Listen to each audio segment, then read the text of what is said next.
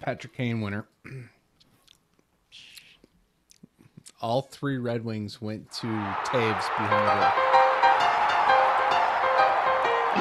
Get ready to hear some noise tonight. You're just seconds away from Let's Go Blues Radio.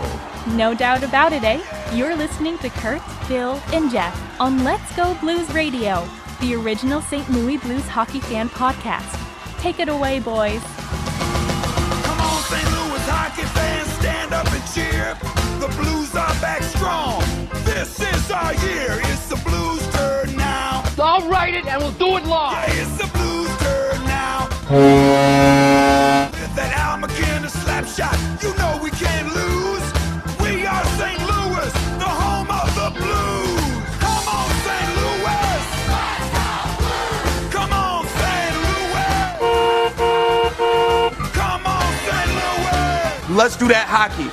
Come on, St. Louis. All over the hockey universe, the note is the news. Everybody's digging on the St. Louis.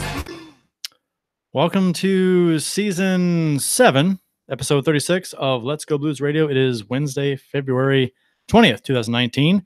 This is franchise episode number 169 all the time. I'm your host, Kurt Price. Bill Day and Jeff Ponder are with us as well.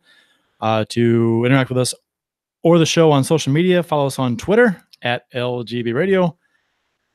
Is the show's account. Mine is at Kurt Price. Bill's is at Billy Blue Note, and Jeff's is at JPonder94. Also follow us on Instagram, like us on Facebook, and the website is letsgoblues.com. We may open up the show later if we can manage to wrap up the show at a decent hour this week for the first time in forever. We shall see. Please check out the letsgoblues.com shop for t-shirts, mugs, and stickers at letsgoblues.com. And that's it for announcements, except for one more. But guys, how you doing? Bill, you good? I'm good. I mean, we just watched the Hawks win, but you're still good? Yeah. I mean, they crumbled and then had to redeem themselves. Right. Kind of like the Blues. A little bit. And third period yesterday. Yeah, a little bit. You're giving away the show, man. I'm Fluky sorry goals. for those who haven't seen it. They were goals. fluky. Jeff, how are you? Oh, just peachy keen. I'm fantastic over here. I don't really care too much about the Blackhawks winning. It really doesn't bother me. Those Blackhawks fans, you got to throw them a bone every now and then. Yeah, the bone this time is a playoff spot right now, which they're in. As long That's as right. Colorado loses, I think. Or That's ties. crazy to think that they've clawed their way back into the playoffs too. They were down and out for a while too. Kane kind of put him on his back. Yeah, he has. He pulled the O'Reilly. Yeah, they're 11-2. What Lazarus just tweeted out. That is bonkers. Yeah, not as bonkers as 11-0. Now, thanks to who? Winnington And Jake Allen. O'Reilly. O'Reilly. Auto parts. Hey, didn't Allen have one or two of those wins? Come on, a little credit. He did. there's no jingle for Allen. Oh wait, yes there is. Where is it? I got one for Allen. Oh, geez. Here we go. You know what I'm talking about? I know. Should we vamp? If I Vamp, can, Bill. uh, I'm not very good at vamping. I'm not either. oh, this I'm gonna. isn't, I'll do the David Letterman. Right. no, Playlist up. never mind. I don't have it. Yeah. Huh? It was going to be The Price is Right, wasn't it? It was no. I mean, I could this one, but no. It's the one with I played. Where is it? Oh well, forget it. This is the Fail. least professional podcast ever. Fail. It was a good one too. It was that play in the playoff game where Allen's like fumbling the puck, and the announcer is like, "Oh no, oopsie! Oh my gosh! Oh my god! Oh no! Allen just made a mess of that." And I don't have the clip. Would have been kind of funny. That would have been perfect. Ah, damn it! But no, he Allen did get a shutout. He's played well. Allen's been in good in the role as 2. Oh yeah, not saying 1B. I'm saying 2. Oh yeah, he's not. He's not. My goal is to be positive this whole show. Jake Allen has looked good in his last 2 starts. He's looked good in his last handful or more. I mean, for the most part.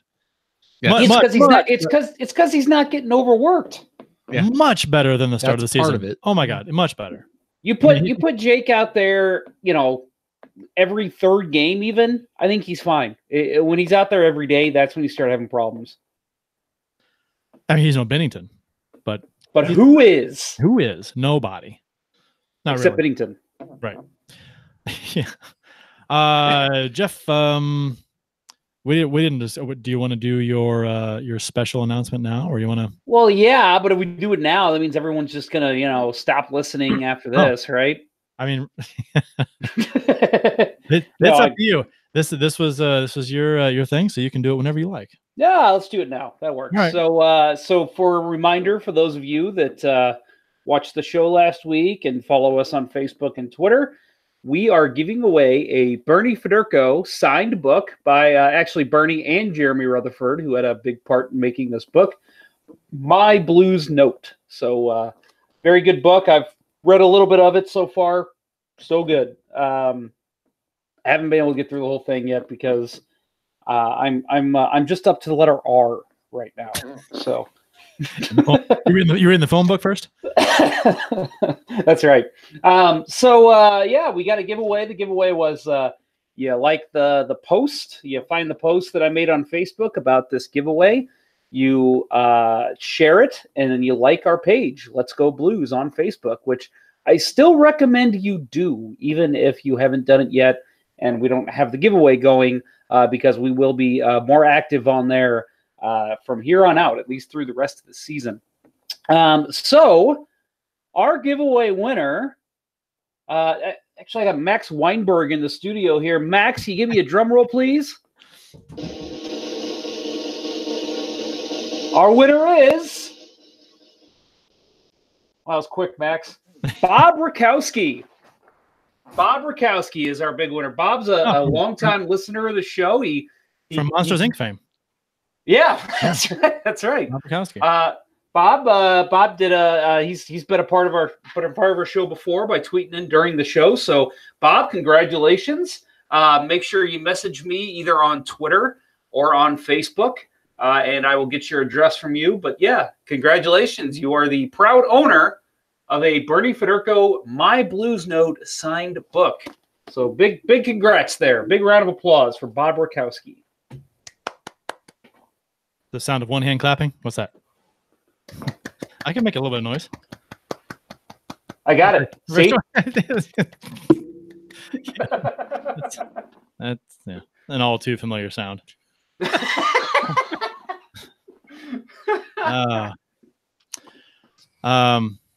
It might be the least professional blues podcast out there. Much less professional than the one that the co-host of the show. What I'm trying to say, the co-host, the guest of our show, is a co-host of another blues podcast, hockey podcast, that is much more professional than ours. I don't know. I don't know. He's kind of this guy's kind of dragged down by his co-host though. like physically or just like talent wise? Pick one. Because his co-host is he's a strong guy. He's a strong guy, and he's also a friend of the show, so I'm allowed to say that. Right. You're allowed to say he's a strong guy? That's a compliment. I mean, you know what? I'm just going to leave that alone. We could keep going with that, and it could get pretty dirty, and we're just going to let that go. So congratulations, Bob, on the book. That's fantastic. Even though it was in Jeff's possession first, which, does it come with disinfectant wipes? Because you can. I've kept it in a plastic bag. And the jacket is still on it, right? Yes, I did. He's good. Let's see. Official beers of episode 169. Bill. Beer? Yeah. Oh, mine's like half gone. But Four Hands. Devil's Invention. Had that. It's good. It is one of my favorite local coffee stouts is much better than the coffee stout that I had last week. The maple coffee that didn't the one work that sounds out so well. It sounds great. Sounded didn't work good. out so well. Devil's Invention had it a few times. I've had it on tap at Bigelow's in Edwardsville several times. Very good beer. Solid coffee stout, 7.2 alcohol by volume, not too much. That's the important number. Right. That's a good number. Right. I mean, I broke my streak. I don't know when of doing 10 plus. But yeah, no, this is very good. I'm very happy to be drinking this and sharing it with you all tonight. Well, it pairs well with chocolate cake, so I brought donuts. Oh, yeah. I have M&Ms over here. Maybe because mine would. Yeah, okay. How is it that I'm the fattest one on the panel? You guys are always eating when we do the show. Well, I'm very active. I run a lot. Jesus. Jeff, what are you drinking? Hi. Hello. Oh, hey. Yes, me. First of all, Bob's in the chat, and he thanks us for picking him. Bob, we didn't really do preferential treatments. You don't have to thank us, but you're welcome for the opportunity. That's true. It's a good point. I assume. No, great. Congrats, Bob. We're happy for you, and it's cool that somebody who actually participates in the show is able to win too. So very cool for you. So my beer is one that I've never had before. I have a friend actually a friend of a friend who works at the Schlafly, I think Bottle Works, I think is where she works. So she actually got me let's see if I can say all this. The Schlafly Local Oak Ale, aged in Missouri with oak tanks from the Ibex cellar. It's only 4.5% alcohol per volume, but this might be the smoothest ale I've ever had. Smoother than Bush? Because well, it's not like it's not like water and like, a little bit of mix in there. It's actual beer. Okay. Unlike Bush. I think I've had pretty much everything that they've done from the Ibex cellar. I've had a couple. I haven't had everything. It's pretty good. I've enjoyed. I don't think I've had a bad Ibex deal from them. The gooseberry goose, not my favorite. I think I had a sip of that when maybe you had it here. I don't know. Yeah, not my favorite. My beer is the one I've had before. I had it a couple months ago on the show from Old Bakery Beer in Alton, Illinois. It's their porter, nutty, chocolatey, goody. It's only 5.6% though, Bill, so it can't hold a candle to yours. Yeah, but it is quite good. So it's if you've never been to Old Bakery, it's the brewery is an old bakery factory, old bread factory, and it's pretty cool. And their food is amazing. I think I said that before. Their food is really. You have not been there, have you? I have not. Yeah, I've not. I have all of next week off, and I would like. You should go. I would like to go to a few different places that I have not gotten to yet. So you should go. Maybe that'll be one of the places I go. It's a good place to go for dinner and a beer or two or 10. Today in Blues history, courtesy of the @STL Blues history Twitter account. We only have one today. February 20th, 1975. Glenn Hall rejoined the St. Louis Blues as a consultant and a scout. So, and that was 1975. So that's like the Stanowski era of goaltending for the Blues. So he was a consultant for goaltenders. He was a scout. I don't know how long he held the position. That was not mentioned. Interesting note here in the story that STL Blues history always attaches. This was when it was still the Chicago Black Space Hawks. It was before they combined them into two words. So in the story, it actually reads Chicago Black Hawks. For a English major like me, that is actually an interesting little tidbit. But I think it was 1980 when they changed it to be one word. Maybe our guest will know that better. But yeah, do you know? Before we ask our special guest, Jeff, do you know why they changed it from two words to one? Does that have to do with racism? I do not know. That's interesting. You went that direction, though. I was just curious if you may have known. No, actually, I don't know. So again, that'll be a good question for our guest coming up here in a couple minutes. And so I think if he doesn't know, I'm sure he's furiously looking it up right now. No, actually, if he doesn't know, I guarantee you STL Blues History knows. Yeah, or if he doesn't know, he will know very shortly. Yes. That's amazing. Yeah, I know you're listening, STL Blues History. So if we don't answer that question in the next 5 minutes, go ahead and let us know what it is. Why did the Blackhawks change their name from Black Space Hawks to Blackhawks, one word? What was the point? How about a name like that, Black Space Hawks? I love pretty it. Sweet. The Black. You know what? That's a nice men's league team name. It has like a bit of a meaning to it. Yeah, Black Space Hawks. That if they ever bring back Roller Hockey International, Black Space Hawks. I love that, actually. That's pretty cool. So we've mentioned this guest a few times, and this guest has been on the show a couple times. We only say that because we can't say his name. No, it's like a mystery. we only tweeted it out. It's not a secret. But he is a co-host of the Blue Line podcast with Jeremy Rutherford. He also does some work in the digital content department of The Athletic, and he'll be broadcasting the ACHA, which is the American Collegiate Hockey Association Division I National Tournament, next month in Dallas. That's Dallas, Texas, not Dallas, Oklahoma. I don't know if there's a Dallas, Oklahoma. I just made that up. Thank you for the clarification. And he is the You are so good on your feet. He is the official, unofficial Blues Twitter gift maker too, or just I guess Twitter gift maker, hockey gift maker.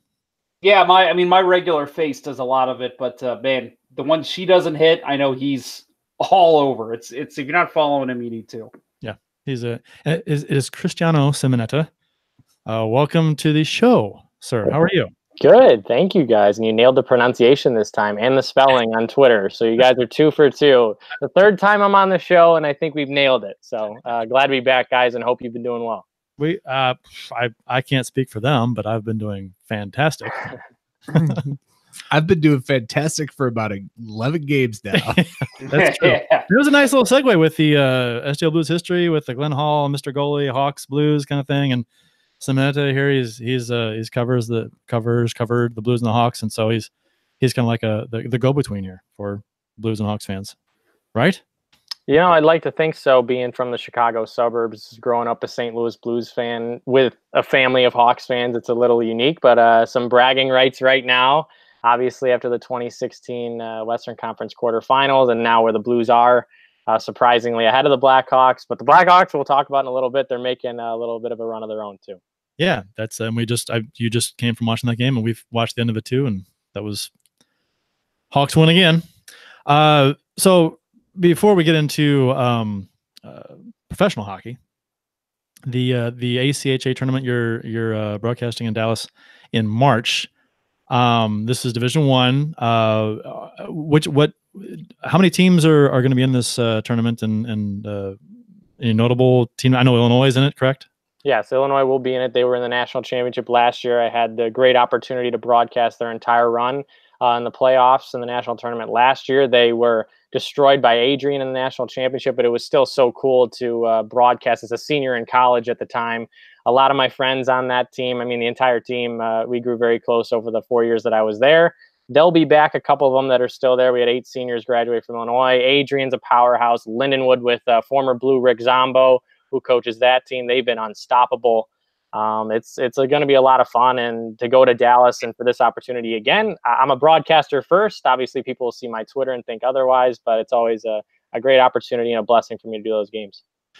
So Illinois won this thing in 04-05 and 07-08, correct? So they did, and their current head coach, Nick Fabrini, was a part of those championships, which he loves to tell the players every time he sees them. So.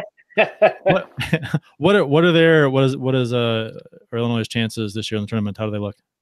Well, they lost 8 seniors from that last year's team, including their captain, their leading scorer, their starting goaltender, who was the MVP, in my opinion, of the tournament, David Heflin. He's probably listening right now and enjoys the name drop, but he made 57 saves in their quarterfinal game, which was, in my opinion, one of the best performances I've ever seen at that level. in that big of a stage. Obviously, in the NHL, we've seen some fantastic goaltending performances, but for one of my good friends to post those numbers, and now Illinois, they're kind of in that rebuilding phase of college hockey. But the thing about that team last year is that it put Illinois hockey, club hockey, back on the map in Champaign. The campus was buzzing. It was like the guys were rock stars. It was pretty incredible to see the impact that they had. And there's been some rumblings of Illinois going NCAA in the next couple of years. So I know they'd have a heck of a program with all the Illinois-born talent that they have, especially in the Midwest too, with St. Louis could draw some of the prospects from there too. Lindenwood, that's a university down near us. So there, and Rick Zombo is the head coach, right? You said? Yes, he's been there for a very long time, and they are always at the top of the ACHA standings. They beat Illinois in 2009. They lost to Adrian last year, and they were actually the only team, or the last team, to lose a game this year. I believe they went 16 or 17 games without a loss, either in regulation or overtime. So it was a fantastic start for them, and they've kept it rolling since then too. So what's your schedule, your broadcasting schedule like? How many games are you gonna do? I assume I'm gonna do a lot of the games around here. Those teams: Robert Morris, Lindenwood, Iowa State, Illinois, Ohio, because those are the teams that I called for the past 4 years the most, because they all play in the Central States Collegiate Hockey League. Say that 4 times fast. The CSCHL. But hopefully, it's tough. It's tough broadcasting any level hockey with the names and the leagues and the divisions and the conferences, but you get used to it. But I assume, I don't want to put my foot in my mouth here, but I assume I'll be doing the semifinals and the national championship again, like I did last year, which was, like I said, an incredible opportunity. My first year working with the ACHA last year to call that Illinois Adrian National Championship. It's a memory that I'm going to remember for the rest of my life. That's very cool. So are any games going to be like streamed online, or how's that going to? Yes, every game of the national tournament will be streamed on YouTube, kind of the way you're doing your show, and you've done it. And like I always say with you guys, you do a heck of a job, and very, very glad to be asked back a third time here. I wonder where I rank in terms of guest appearances. You're definitely you are definitely ahead of Jeremy Rutherford. There we go. Yeah. That's all I aspire to do. That guy sucks. No. Wow. He is never coming on again. Oh, I'll make sure. Why am I doing this? So that's cool. We'll have to check out some of those games on the YouTubes.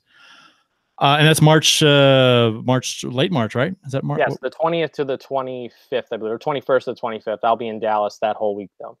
Okay, cool.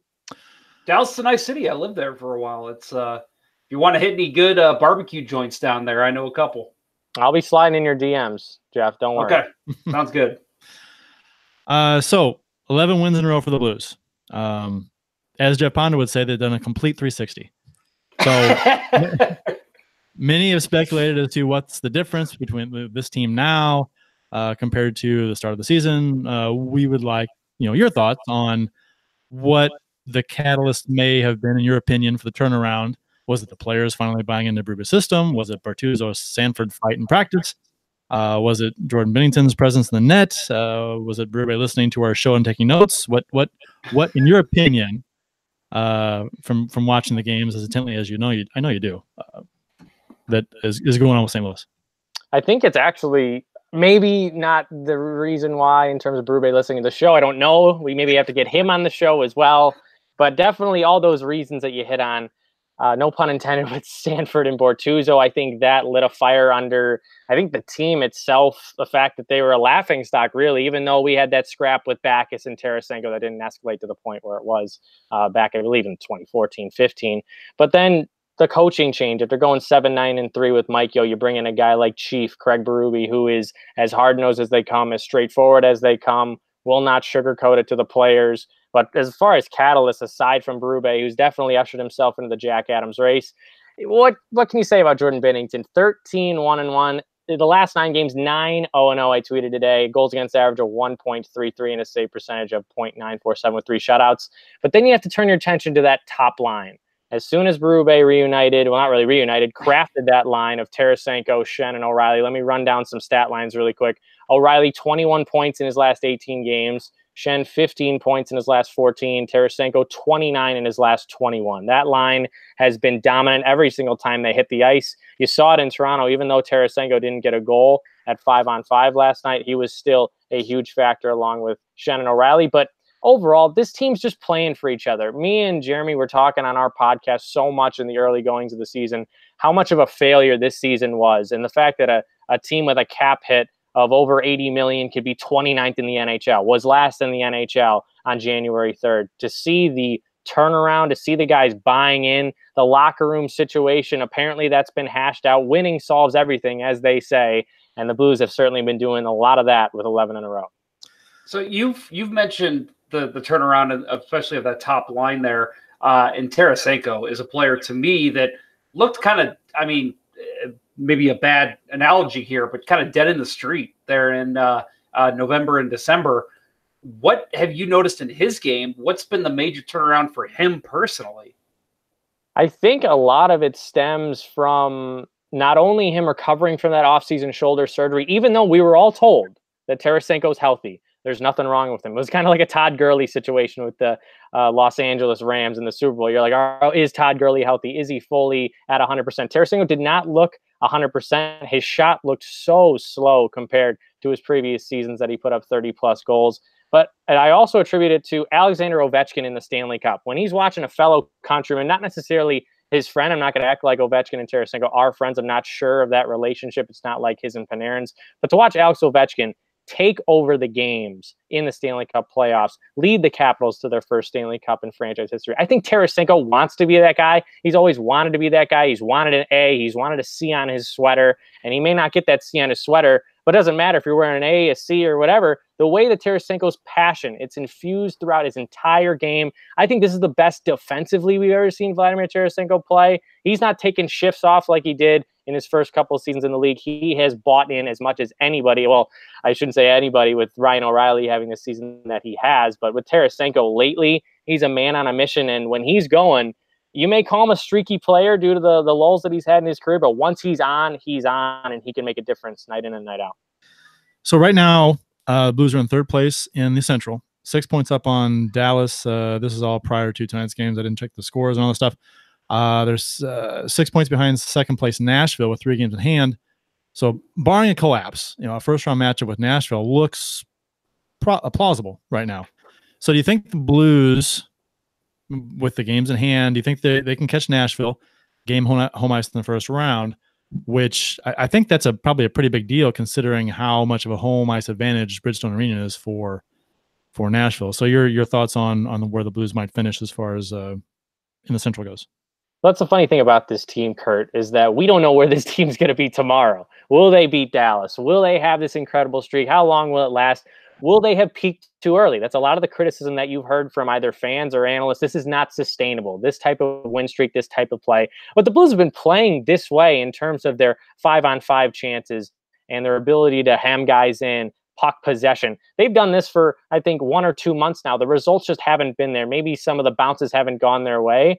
This team looks built. They look determined. And I don't even think, I know you guys may want to ask me about the trade deadline in a couple minutes here, but I don't really think you need to add too much to this lineup because if it ain't broke, you don't fix it. But this isn't even far from broken. It is as succinct as can be. And against Nashville, it'd be a really mucking and grinding type of series. Those regular season games are always great against the Predators. PK Subban was a huge part of that second round series a couple of years ago, but it all have to come on the shoulders of Jordan Binnington. How would he fare? I compared him on our podcast to Andrew Hammond. Andrew Hammond went 21-2 with the Ottawa Senators a couple of years back. He played the first 2 playoff games for Ottawa and then was done. Craig Anderson replaced him in the rest of that series. So we may see something like that when Binnington, if the stars are too bright for him, but I don't even think he knows what stars are since he's a robot. So I think he'll be fine. I guess his temperament is kind of what you probably want in a goaltender. Absolutely. With his experience in the playoffs. And he seems very even keel. So, and as a 25-year-old too, it's not like he's like a Carter Hart situation right in the league. He has been through the ropes and the ruggedness of the American Hockey League, the East Coast Hockey League, and you can tell. I mean, he is as excited as anyone in terms of the long-term goal. He does not care about one game. his personal accolades. He wants the ultimate goal, which is the Stanley Cup, which is impeccable that we're even talking about those two words with the St. Louis Blues after that ghastly start this year. And with Jordan Binnington in net. I mean, who would have thought that we'd be talking about Stanley Cup finals with a rookie goaltender in net? I don't think anybody, Jeff. And if they did, then they know the next lottery numbers, and they know it's like the almanac from Back to the Future kind of thing, because this was so unpredictable for a goaltender who was drafted in the third round in 2011 to finally come on the scene. And it's not like Binnington in his relief appearances looked stellar. Not this year, not the years before. He looked like a skinny kid in net that really couldn't even fill out the equipment. Now he's as confident as can be. And when you watch Jake Allen play, sure, his play's been bumped up because of Binnington, which has been the case for Jake Allen in his career. But Binnington never loses his net. There's never a piece of his confidence that seems to be diminished, even after those 2 goals by Toronto in 31 seconds. I think that game was a real statement for the St. Louis Blues saying, hey, if they can handle some adversity and they can handle if the puck luck isn't there for them and they still grind out these victories, it's going to be a pretty interesting end of the season and into the early part of the playoffs if they get there. So the Blackhawks, Blues arch rival, you've covered them, worked with Ed Olczyk. What are your thoughts on them now that they've gone on their tear and they're on the brink of, they won tonight, so they're technically, I guess they're in right now at the moment. What their play and how you think they're going to fare? Are they a playoff team? It's funny because I don't think anybody in that wild card race wants to be a playoff team with the way they're playing, except for the Chicago Blackhawks. And when you watch Chicago Blackhawks, their defense, they don't have any. They beat Ottawa 8-7. They beat Detroit 5-4. And Cam Ward is not as bad as people have been saying that he is. Colin Delia, when he's been bad, he hasn't been as bad as it has really been because of the fact that the Blackhawks just don't have defense. But at the end of the day, they remind us a lot of the Dallas Stars a couple of years ago when they got Jason Spezza and they had Jamie Benn and Tyler Seguin. They were putting goals in the back of the net, but they couldn't keep pucks out of their net. So it was all these high-scoring affairs. But the Blackhawks, when you have Patrick Kane going on a 19-game point streak, and I know a lot of the Blues fans hate him, and trust me, when I was watching the playoff series in 2014 when I was in high school and just watching Patrick Kane destroy Ryan Miller and Jonathan Toews with that breakaway goal in Game 5, it's a knife in your heart, but you have to respect greatness, and he's really done that. And Jonathan Toews has had a bounce-back year. Alex DeBrincat, who's become a little bit of a Blues killer, which worries me on that April 3rd game if there's playoff implications, because he's had a couple of, I believe, 2 hat-tricks against the St. Louis Blues in his career, at least one for sure. And then Dylan Strome. The Blackhawks traded Nick Schmaltz away, which was seen as a risky move because Strome had not been proven at the NHL level. Played with DeBrincat with the Erie Otters, the Ontario Hockey League. They have been phenomenal. But I don't know if the Blackhawks are a playoff team, but the Western Conference is not a playoff conference right now in the bottom, because I think that the last team to get in is projected, which what you need to get into the playoffs, mind you, 85 points, which of course can go up and inflate depending on if teams make a run. But the fact that the Ducks are still in the playoff race right now it's baffling. But you know what they say, if you get in, anything's possible. And I think the LA Kings of 2014 have something to say about that. So the trade deadline is on Monday. And so predictions from Cristiano, do you think they will make a move of some kind? Do you want the Blues to make a move? Do they need to make a move? You touched on it a little bit already, but do you think they will make a move? A lot of people might think they might not need to make a move, which is a valid point. But do you think they will make a move? I think if it makes sense for both sides and it's not a rental type move, I think the Blues will make it if they can possibly get someone on the back end. Because when it comes to their forward groups, I don't know how you break up any of those 4 lines. I know there's been criticism with Steen. He's got 4 points in his last 4 games, or at least points in his last 4 games. And maybe you move out Sanford when David Perron comes back, if he comes back from that upper body injury. And where does Steen go? Do you ever get to see Robbie Fabry again? Will he continue to play with the St. Louis Blues beyond this season? We don't know any of that stuff. Doug Armstrong's been very, very hush on that. But I really don't think this team needs anything, because this is the team that they were supposed to have, right? When you came in August and they had that big grand entrance in Ballpark Village about the introductions of the offseason acquisitions with Tyler Bozak, O'Reilly, Maroon, this was a team that is supposed to be where they are right now. It didn't start that way, sure, but I joked again a couple of weeks ago that this is how it's like they traded for those guys right now, and now you're seeing that impact from Ryan O'Reilly. Bozak's been chipping in. Maroon has been a puck possession machine in the past couple games. So if you have to ask me, will the Blues make a move? I'm not sure.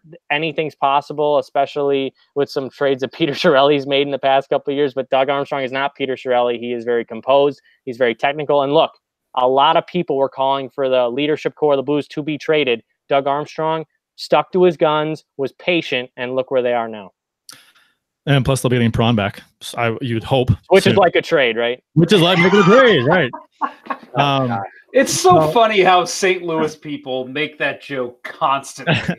and it's funny every time. And you've got a Fabry that you could use and plug in at some point. So. Who looked good, I thought, last game that he was in. So he's definitely got a different element to this team that may be lacking if they face a faster team, like we saw Kapanen and Nylander come against the Blues last night in Toronto, or against Toronto.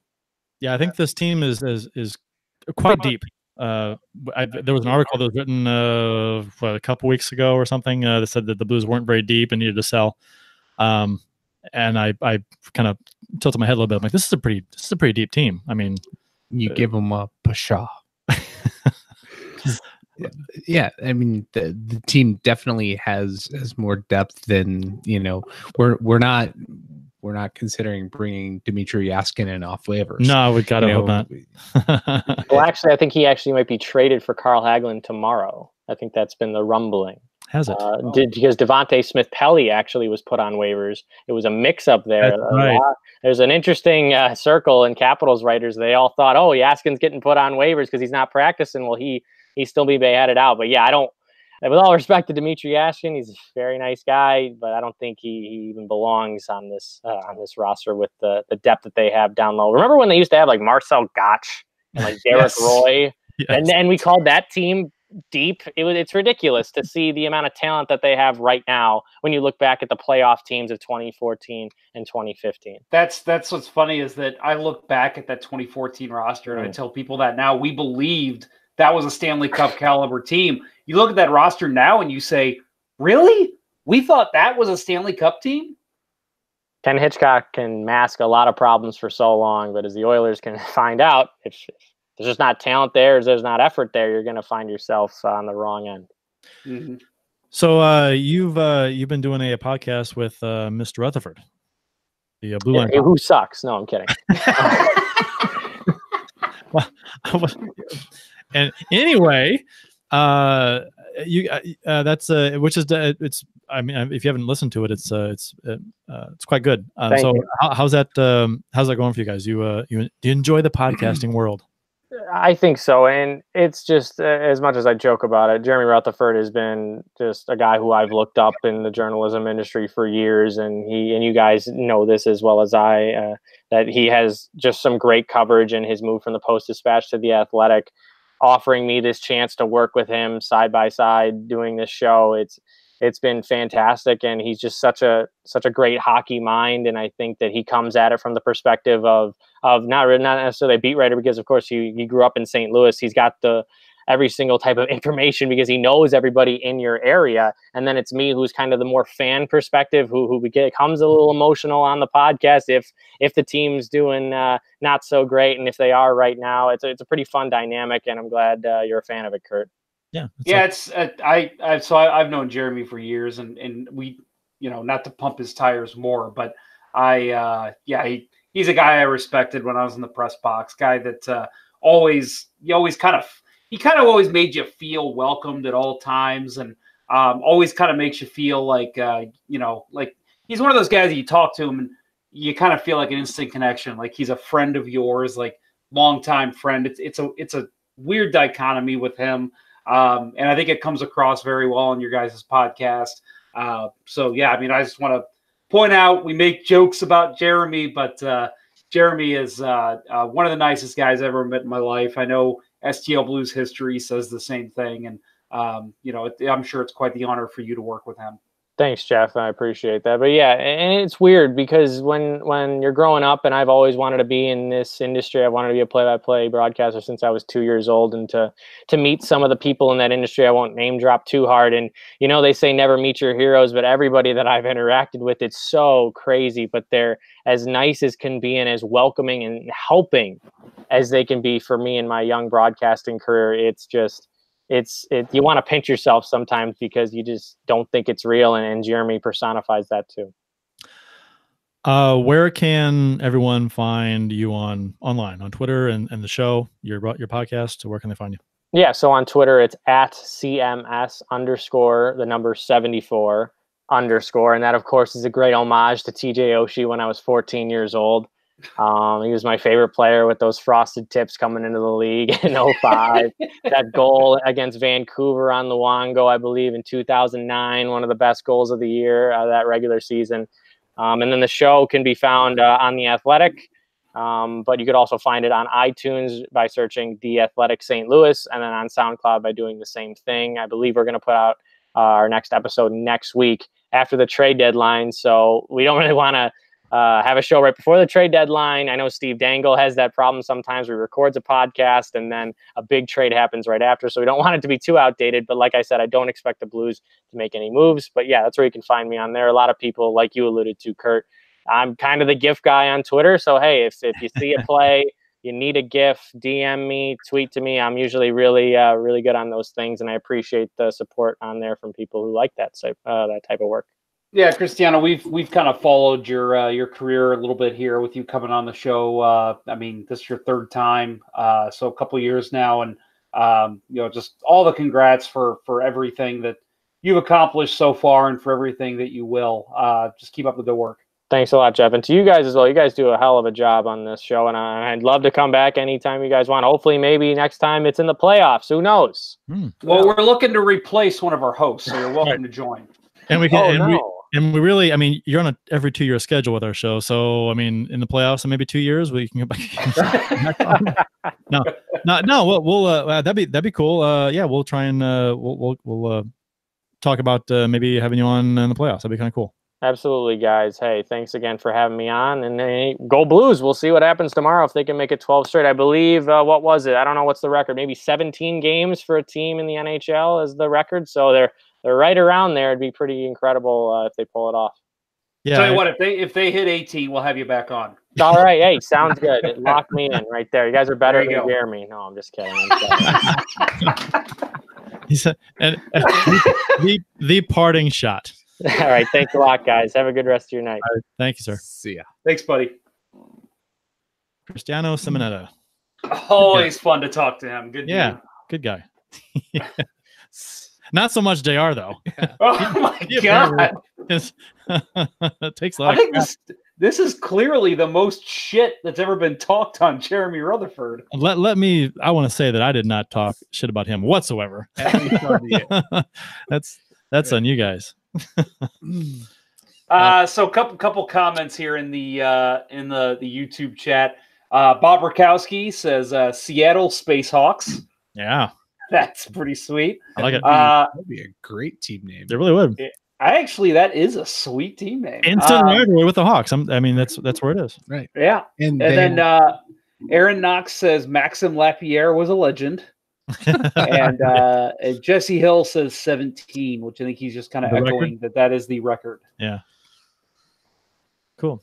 And Mandarin Mellon said he was a delight. And he was a delight. He's always a delight. He is. I've gotten to know him and his brother over the years. They're very good dudes, very good guys, very knowledgeable hockey fans too. Mm-hmm.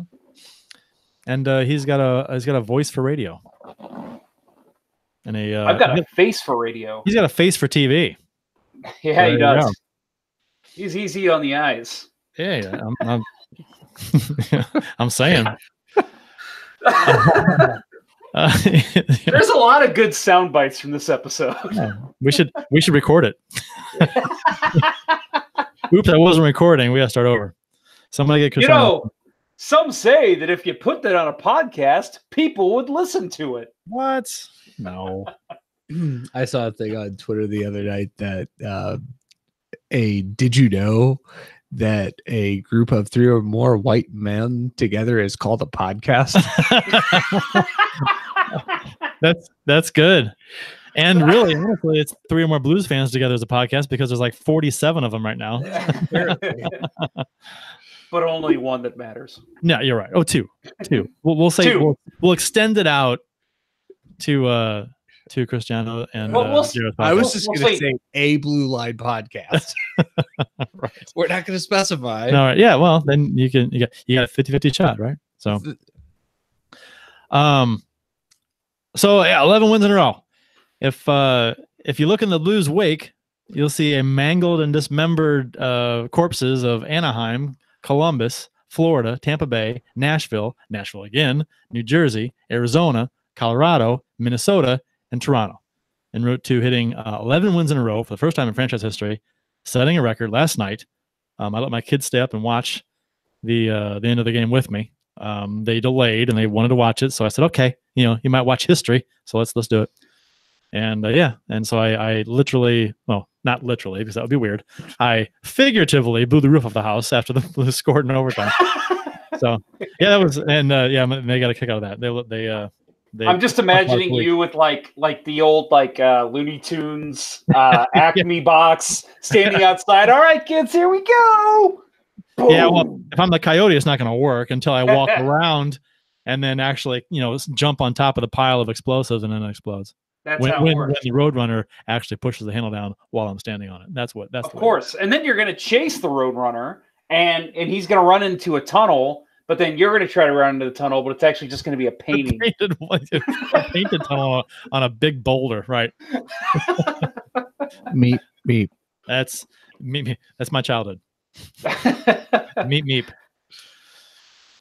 No, so this has been Bill, you and we'll get to the game here in a second, the Toronto game, but you had mentioned a couple weeks ago that I don't remember which game it was, but there was a game where I think it was one of the overtime wins where you said that was the loudest you'd yelled at a Blues victory or a Blues play in a long time. Last night, that was me. I'll admit, when I admitted defeat, I wasn't negative, oh, fuck this team. But when they went down or when they gave up the 2 goals in the third, I just kind of said, yeah, can't ask too much. Yeah, it's been a nice run. It's been great. We said it last week. This team's not going to win every game the rest of the season. So I kind of admitted, okay, hey, if they lose, that's cool. It'd be good if we can get a point in overtime here and at least have an unbeaten in regulation streak going. But then when O'Reilly, and I broke this down on Twitter, I broke down the entire O'Reilly play to my best of my abilities. And everything about that play was so exciting. The minute he broke up the pass and skated down the shot, I lost my mind. I jumped up and screamed like it was like I was a teenager watching Chris Pronger score against the Dallas Stars in 2001 in Game 4. I mean, that was how excited I got. And it was such an awesome feeling because, like you said, Kurt, it's history. That's a historic moment for this franchise. And to see that happen live and to see it happen with a guy who's been doing it all year, oh my God, such an awesome moment for Blues fans. A few folks online, or like you call them folks, you can call them asshats, but I prefer stooges. Stooges. It's funny because they'll kind of spout off and they'll say, "Oh, I knew that this team was going to do this. I knew it." And I'm like, "The fuck you did." I mean, if so, Doug Armstrong didn't even think the team was going to do this because he pretty much came out and said, "I'll listen for offers. I'll entertain offers for pretty much anybody. Just let call me." Yeah. So I'm probably one of the most optimistic guys you'll ever hate to meet. I had accepted the Blues' fate this year as a really bad team that honestly should have been really good, and which was extra frustrating. But this happened. Damn it! This happened to me with the Cardinals too. Back when they won in 2011. Yeah, 2011. When they just snuck in, or 6, whatever that was, when they just snuck in. And they 6 when they snuck in. They were those. They snuck in both years. Both years, but 11 was the year they were like, they're done, and they got in. They had the hot September. Yeah, but I remember texting my cousin. I'm like, after they lost, I'm like, that's it. It was against the Cubs, I think, and I'm like, that's it, we're done. I mean, I that was it, done, sealed, signed, done, delivered, gone. So, and then they came back and won the fucking World Series. So, and I did the same thing this year. I had accepted fate that this team was a really good team that was just playing really bad, and they just weren't going to get much better. Right. And there was just, for whatever reason, it didn't come together. Right. And it's a chemistry or I mean, one of those things that happens in professional sports. It's like it happens to the Rangers all the time. That they have all this money, all this talent, they just don't put it together. So yeah, and I was wrong about that. And I'm not ashamed to admit that. I'm happy to admit that I was wrong about that. Yeah, I mean, for me, I was like, the thing that I kept telling myself to get through games earlier this year was, you know what? They've got plenty of talent on this roster. They'll be able to make some moves. They'll be able to, I don't know if Armstrong will still be sticking around, but whoever the GM is, they'll get somebody. They'll trade him for him and do a 1-for-1 and a couple swaps with draft picks, whatever. They could be back in the playoffs next year. I mean, that's what I was telling myself. Like, just get through this year, kind of like 06, and see what happens in the summer. Maybe next year, they're not going to give up all their core. They're still in a win now mentality. They just got to retool a bit. That's what I was telling myself. Now it's like, beyond my wildest dreams 2 months ago, I would have never thought we'd be talking about this team challenging for second in the division. No way. What's your greatest concern right now with the team going forward? Goaltending. Me too. I hate to say it. I hate to say it. I agree with you. And I even though it's been phenomenal for the past, God knows, I mean, for how long in Binnington, and even a little before that with Allen, it's been really good. I'm still. It's going to take a little while before I'm just waiting for that shoe to drop with Binnington. Okay, well, he's come back down to earth because we talked about with Hammond, with the Simonetta on when he was on, that he had the amazing run, and then he fell off. Brent Johnson, all these marks that Binnington is hitting, we always talk about, best mark since Brent Johnson. Yeah, and it's like, well, Brent Johnson had a nice little run there, but then he wasn't long for the Blues and didn't. Ended up backing up in Pittsburgh, and where else did he go? Washington. So, and he didn't really have much. Yeah. He didn't have as much success later in his career as Madison Square Garden and St. Peter's. I think he was there for a while. Is it really? I don't know. No, he's it's broadcaster in Washington now. Is he? Yeah, from what I hear, he does actually a very good job. They like him there. But no, I was going to say that. You mentioned the marks that Binnington's hitting. It's funny because. First it was, first goalie since Rich Perrant to get a shutout in his first start. And, like, oh, it's okay. All right. And then you see, first goalie since Brent Johnson to do this. And you're like, but then he's hitting all these marks now where it's like first goalie since Jake Allen to do this. And it's just like, I know. That's right. For the longest time, we thought Jake Allen was the real deal. Well, he was supposed to be. And he was supposed to be. He was touted as that, and he played well. He played really well early on.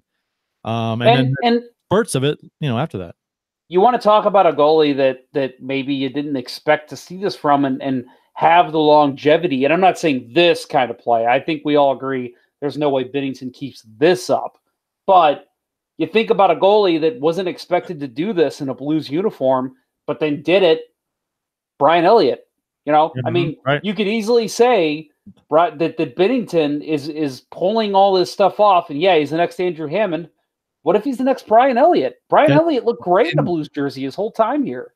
Right. And the conversations I've had with people at my office, more often than not, I keep going back to he is Brian Elliott. He is a fundamentally sound, quiet, like very efficient in motion, doesn't waste energy kind of guy. The opposite to Jake Allen in terms of style of goaltending.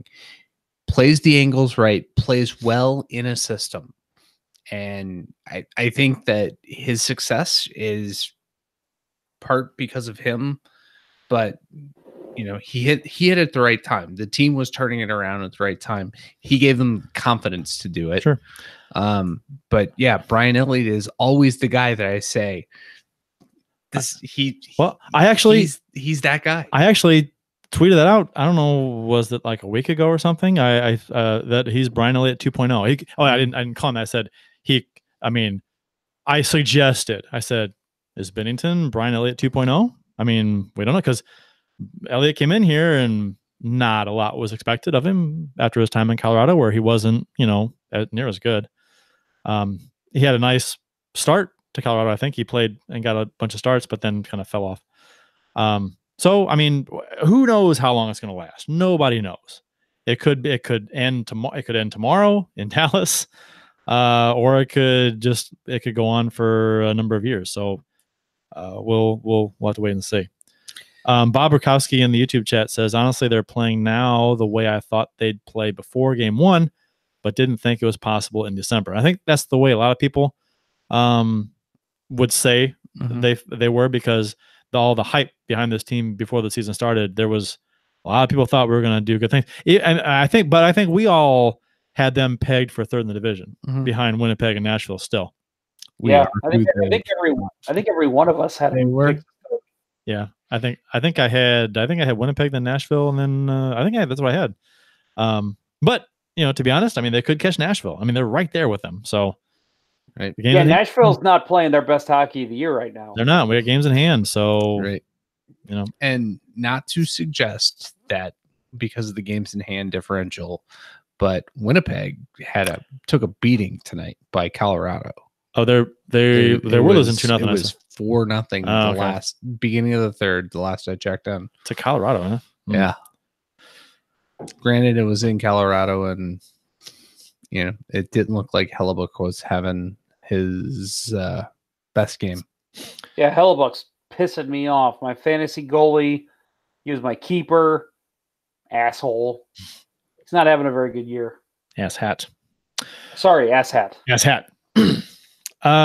So last night's game, we got off to a real nice start. It was like business as usual for the Blues now lately. Schwartz and Parayko scoring the first, up 2-0. On Twitter, I saw some people discrediting Steen's assist. I think Steen's a easy whipping boy because of his production or lack thereof for the past couple of years. He just had a kid. Wow, he produced. He produced like nobody's business. I get it in that respect. But Steen's assist, and I think they were, it was a secondary assist. It's not, it's nothing right home. He made that whole play happen. I mean, he fed who was it? Bozak. He fed Bozak the puck off the boards, and that was a 2-0.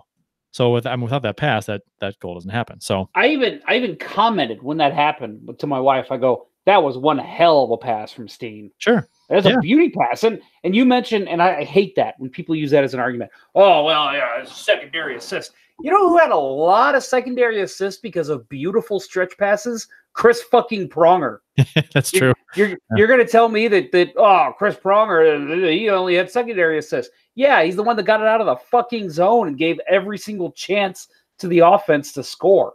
So yeah, secondary assists do matter. Steen did the work on the boards and fed and just slid the puck over to Bozak. All of a sudden, boom, 2-0. So that was a huge play. It wasn't like a weak assist.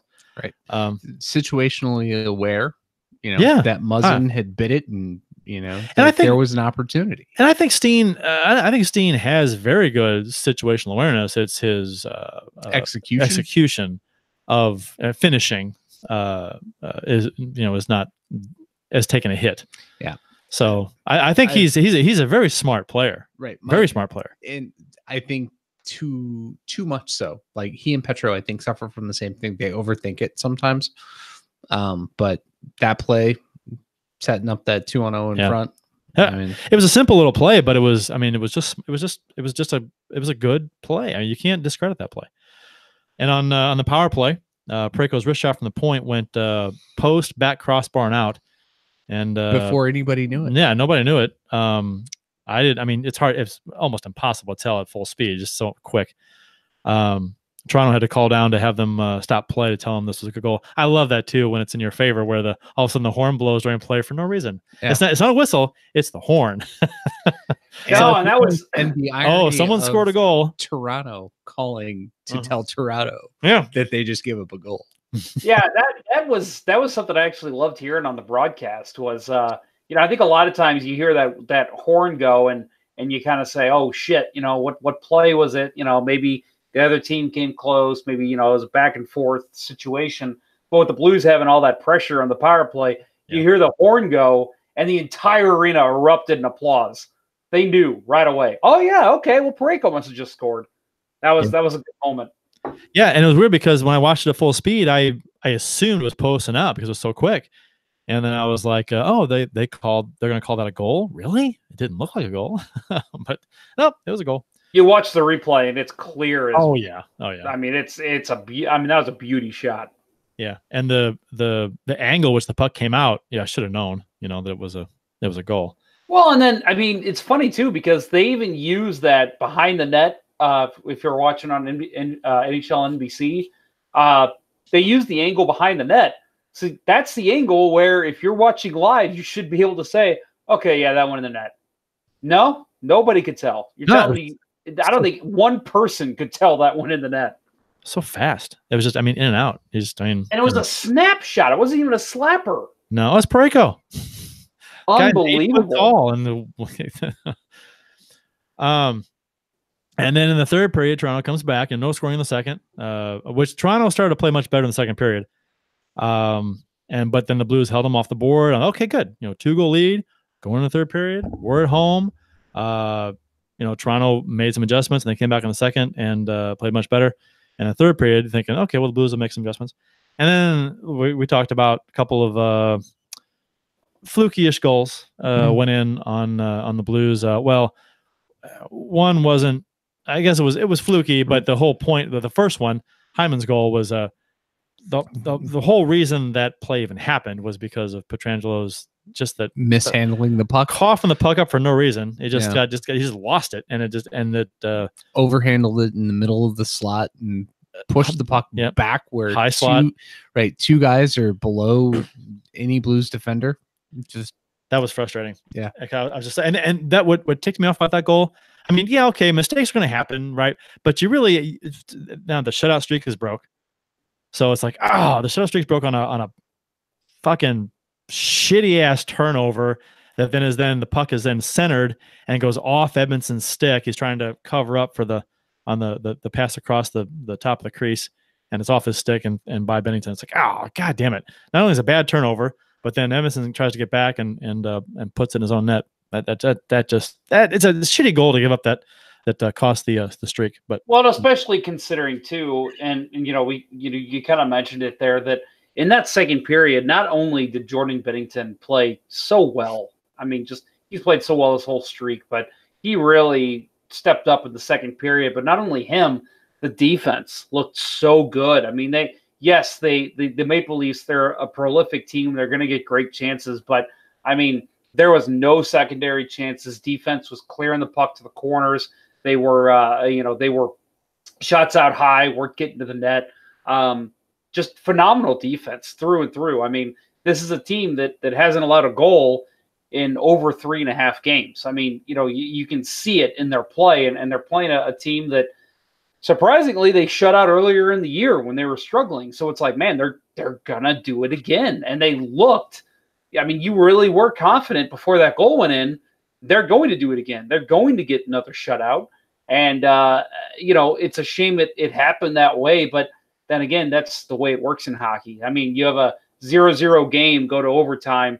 It's a fluky goal. It's going to win. Braden Shen proved that a couple weeks ago against Tampa. I wouldn't call it a fluky goal. You call it a fluky goal? Shen's I don't want to say fluky, but come on, that's one that Vasilevsky would have had in the first through third periods. Leaky. Yeah, leaky. It went through him. Yeah, okay. A Jakey goal. Oh, jeez. Sorry. Anyway, I don't want to. Yeah, hate mail. Damn it! I said I was going to be positive. Right. So much for being Mr. Positive. And make matters worse, in this game, Matthews scores 31 seconds after that goal. And on a point shot that went off Matthews' skate in the net. So that one wasn't exactly fluky. It was just off a guy's skate and in. But which happens. And the Blues challenged and lost. The goal stood. And all of a sudden it's 2-2. Binnington makes a couple of dandy saves. Oh my God. That one pass across that floater saucer pass. Yeah, Marner to Brown. Yeah, God. My God, that was a good and his a sick pass. Sick pass. And I thought for a second that 5-hole was open, but it got closed. He closed it. Holy cow. Yeah, hell of a save. Yes. So and that's something else to mention too, is that Mitch Marner was playing on a different level last night. No kidding. I really thought, I'm like, that dude is going to score 4 goals in the third period. And again, credit to the Blues defense and credit to Binnington. They played him well. Well, and he earned the start in overtime. Because of his play. And O'Reilly's overtime winner. I know, Jeff, you broke it down in detail on Twitter. When O'Reilly brought this puck down, I'm thinking on his 2-on-1, I'm thinking, well, Tarasenko's on his off wing. Don't pass it, because Tarasenko's a lefty on left wing. He's got to receive the puck across his body and take a shot, and he's going to be at a bad angle. I mean, O'Reilly had the angle. And I'm thinking, yes, Tarasenko. All this is going to my head in like 3 seconds, but it's like, take the shot, and he, man, God, bar down.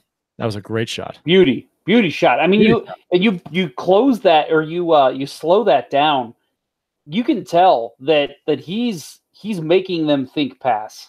And that's what I loved about that play, because his body position looked so awkward when he took that shot. But you could tell that's what he was planning on doing. I mean, that's what any good player does when they shoot on a 2-on-1, is they make it seem first that they're going to make the pass, but then they just rip a shot. I mean, in my men's league games, I try to not even look at the net. I'm always looking at my teammate, and then I'll wrist it.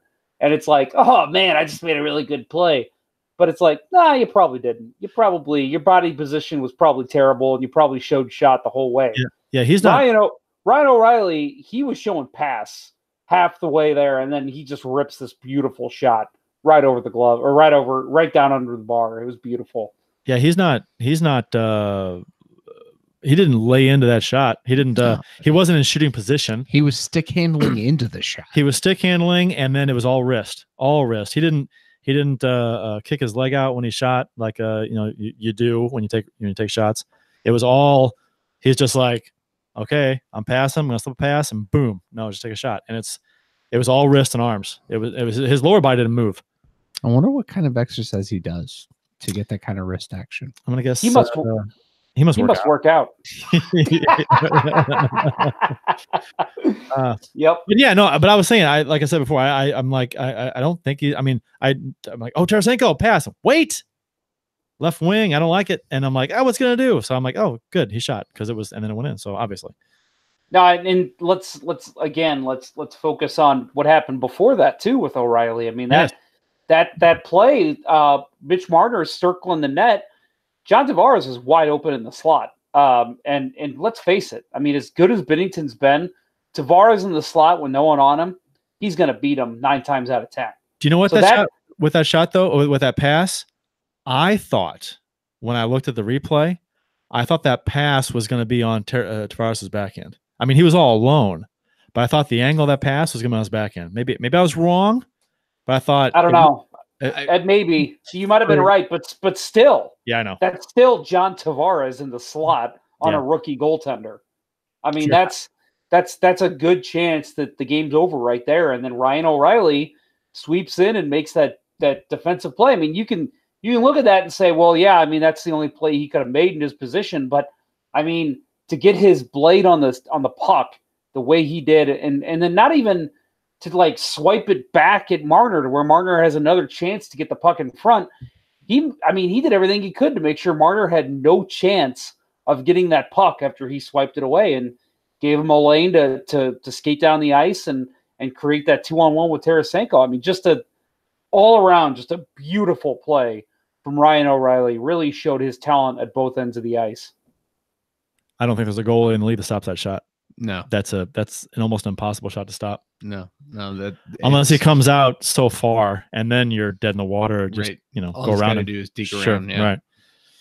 Yeah, no. I thought for as well as great as Mitch Marner played throughout the game, it probably wasn't his best option to pass there. Obviously, you want to get it to John Tavares when you can, but yeah, I thought the idea was good, but I didn't think the pass was good. Right, the execution wasn't good. Right, like you said, I agree. It looked like it was going to wind him forcing him onto his backhand. Yeah, not the best option, and Tavares.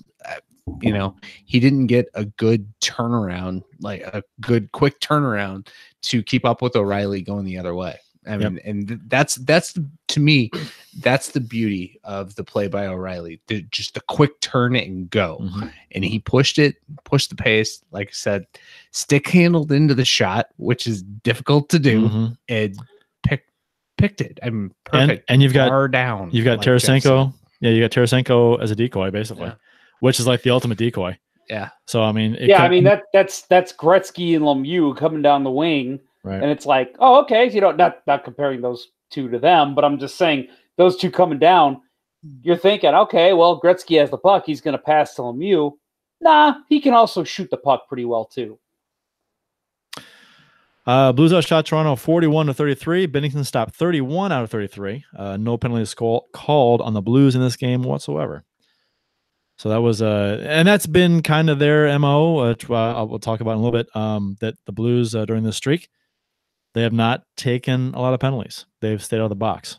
So even though Toronto's power play, and they score a lot of goals, they're a high scoring team, but their power play is middle of the road. So they're not, lighting the world on fire in the power play, but still, staying out of the box is always a good thing, and the Blues have done that, and it's been part of the reason why they've won 11 straight. We talked about Binnington. You can't say enough about him. 17 games played, 15 games started, 13-1-1, 1.61 GAA, 9.37 save percentage. I think it's 0.83. It's no, I'm sorry. That's not GAA. That's goals saved above average. Oh, 11.83 goals saved above average. So that's very, very good. If you want some reference, goals saved above average, Allen's is like -7 or -8, and 11.8 is very, very good. First rookie goalie in franchise history to win 8 straight games. Previous record was Brent Johnson, who won 7 straight twice during the 2001 season. I remember that season because it was him and Turk, and I remember thinking, I'm like, well, Johnson's playing better. Play him. Play Johnson over Turk. And Johnson got a lot of starts that season because of that. He got a lot of starts that season, but he didn't get a start in that Colorado series until it was too late. Yeah. Oh man, that Colorado series was a train wreck for Turk. Man. Yeah. Yeah. I was on vacation down in New Orleans. Luckily able to find a place where I could watch the game because 2001, back when hockey wasn't popular everywhere, and that fucking Sakic penalty shot goal that defined that series for me. I didn't know I couldn't throw my stick. That was the exact line from Roman Turek after that series. I didn't know I couldn't throw my stick. You said that? Yeah, he threw his stick. No, That's why Sakic got that penalty shot. He said he didn't know you couldn't throw it. They asked him why he did that. He said, "I didn't know I couldn't throw my stick." Fuck. He said that to the media. I didn't know that. I'd never heard that. At that point, I would have, if I was Joe Quenneville, I would have said, "Okay, Brent, you're in game 3." Turk was such a frustrating. He may have been even more so than Allen. Probably because my expectation. Turek, and Turek did play. I mean, he won. Didn't they win the Jennings or something? Him and Belfour. He won here. They won something here. Yeah. They won the Jennings or something here. It was fantastic. The first year here was fantastic. But I guess where I was going with the Belfour comment, the fact that we got him from the start, right? And he was a product of, and he was probably the first NHL goalie product of Ken Hitchcock's systems. And he was the most sought after goaltender. when we got him. He was he was like, well, he'd be a number one anywhere else and playing fantastic, but he's stuck behind Belfour. And that was, I remember when we got him, like, holy shit. We got. Yep, I remember my dad called me. I think I was at school or a school function, and he called me and said, hey, like, I had to, like, I think a parent or a teacher had to give me the phone and say, hey, your dad's on the phone. And I'm sitting here thinking, oh my God, somebody died. Somebody's in the hospital. Did you hear the Blues they got Roman Turek. They're going to win the cup this year. I mean, it was a big deal. It was a big deal. The only other goalies besides Jordan Binnington to have 10 plus wins and a lower than 1.6 GAA in his first 17 starts as a Blue, Brent Johnson. I hate that so much. I do too, because honestly, I mean, I know you guys were just saying that you would have given the starts to Johnson. I was never a fan of Brent Johnson. I thought his style drove me insane. Well, but Turek was struggling at the time. Right. And I was like, and I'm like, well, play the guy who's playing better. That was my take at the time. I was not he made me nervous, but I was like, but he's playing better. Yeah. No, so I think this is right after Julie and I got together and started going to hockey games. This was Oak Hill era. This is Oak Hill era, and Brent Johnson was her favorite Blues player at the time. Wow. So that was his one fan. Yeah. so I begrudgingly had to root for him, but I thought he was a better option in that Colorado series. Yeah, Roman Turek, 3 goals in 78 seconds, right? Yeah. Game 4. Yeah. I was at that game. That was brutal. Yeah. I mean, that was it you that posted the video the other night showing, or was it Low Def Blues showing the Roman Turek making the save on the similar shot that Owen Nolan scored, shot from center ice, dipping. Yeah, it was God, it gave me heartburn just watching it. Let's get back to positivity, please. I'm starting to get in a deep, dark place. I don't want to positivity. 14 total games in February, which was supposed to be our toughest month, and they are 10-0 so far this month with 4 games left. The 10-point lead on the next closest teams trying to get in the playoffs: Colorado, Arizona, Chicago. That was before tonight. They're all tied with 59, which Chicago won, so they have 61 now. So real quick. My brother-in-law has been texting me after every win in February with hashtag UF, undefeated February. And he has asked me to please try and get that trending because, quote unquote, I'm so famous. First of all, son, no, I'm not. Second of all, I don't know if it's going to work. So I've tweeted it a couple times, but give my brother-in-law, give him some love. Hashtag UF after Blues wins.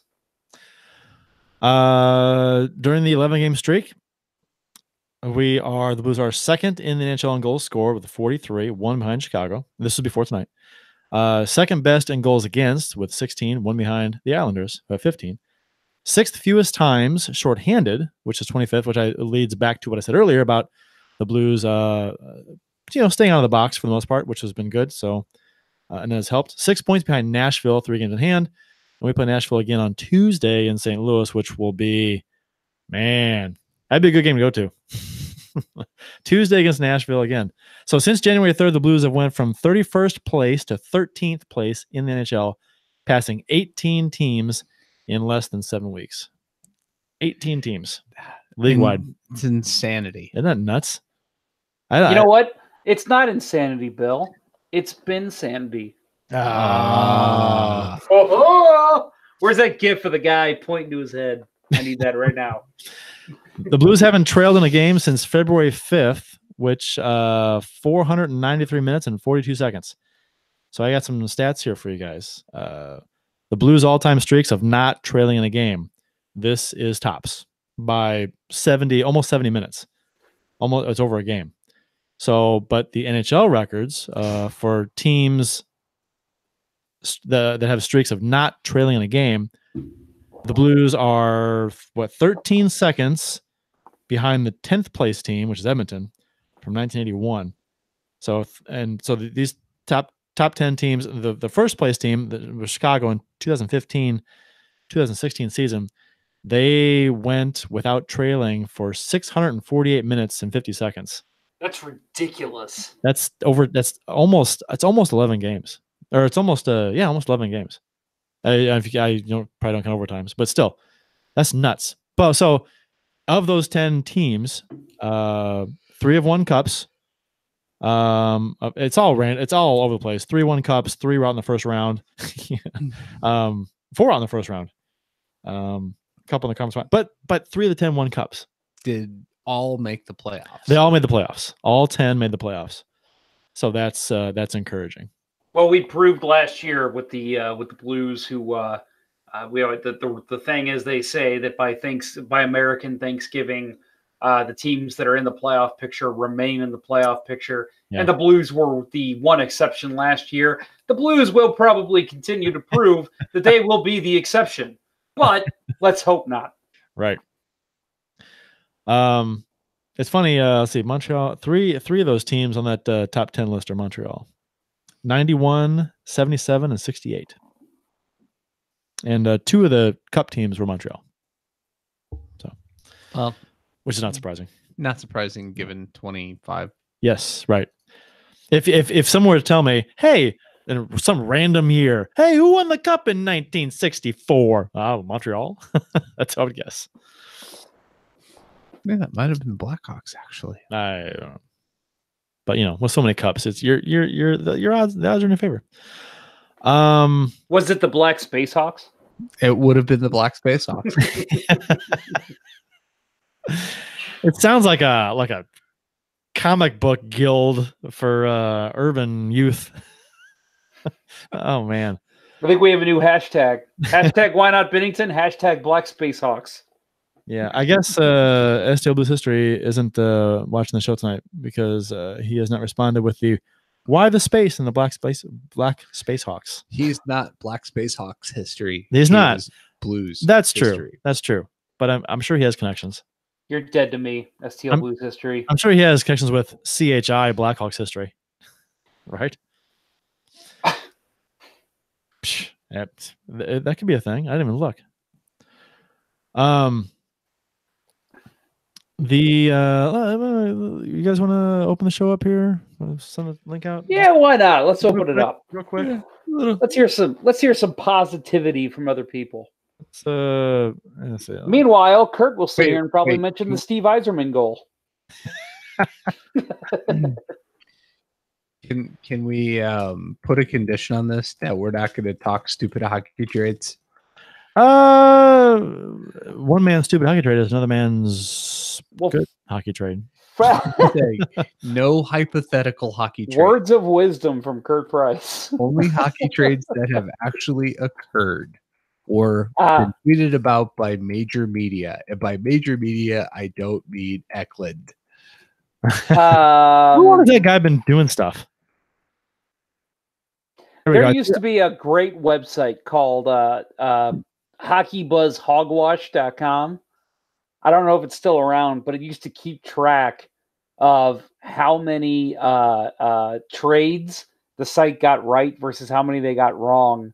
And it was like the last time I saw it, which was probably about 5 years ago, it was at like 93% incorrect. Well, you know what though? He's not a right or wrong guy. He's an E5, E4, E3. So it's like, at what point is he predicting the trade's going to happen? Oh, E2 or E3, whatever. Was E1 likely or E5 likely? Whatever. If it's like E3, is he saying it's going to happen, or where do you put that on the scale? We when I used to work for Total Hockey, we had quite the scale of what E1 through E5 meant. Honestly, it is so graphic that I cannot share it on this show, believe it or not. But let's just say E1 was he had a wet dream of somebody, of that player in his dreams. and then it was just built from there. So you can imagine where it goes from E1 Wet Dream to E5. Nicholas Smith in the YouTube chat. Oh, by the way, I tweeted out the link to join us on the show if you want to jump on the show and talk some hockey with us quickly. Give your 2 cents on whatever you'd like. The link is on Twitter at LGB Radio. The Nicholas Smith in the YouTube chat said, who do you start next 3 games? Benny in Dallas and then Saturday, and Jake in Minnesota on Saturday, or Allen both away games? You know what? I would start Binnington against Dallas. I would start Binnington against Boston, and I would start Allen against Minnesota on the road. What do you guys say? Because Dallas on the road, Boston's at home, Minnesota's on the road. Yeah, I go with you. I go with what you say. You don't. Binnington came back strong after giving up 2 fluky-ish goals. Not his fault. No. Yeah, not his fault. Not close. No reason to put Jake Allen in a pretty important game as far as keeping the pace and the space with the Stars. And I said this to start the month.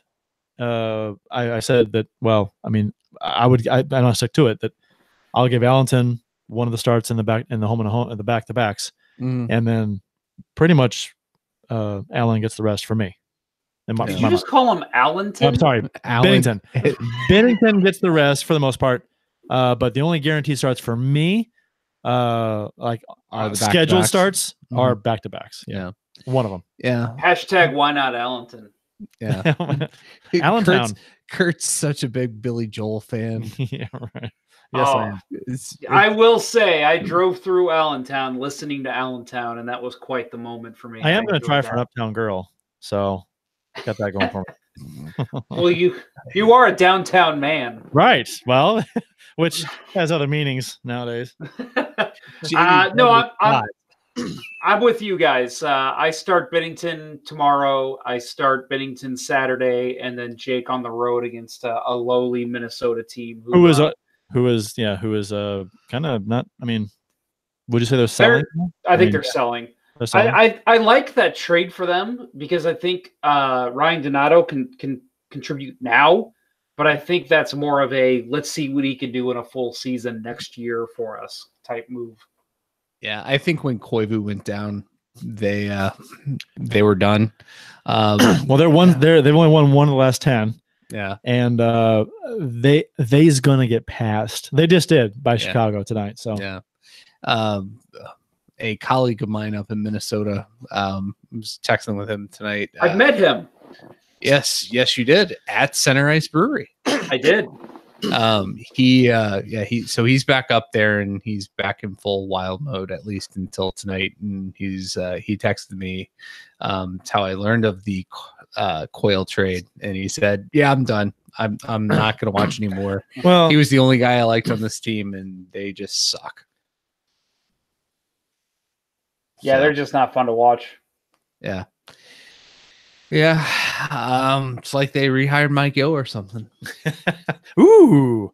Now it reminds me of when the Blues in 2006. It was kind of like, okay, well, Mike Sillinger's having a really good year. Keith Tkachuk's still with the team. Doug Waite's looking okay.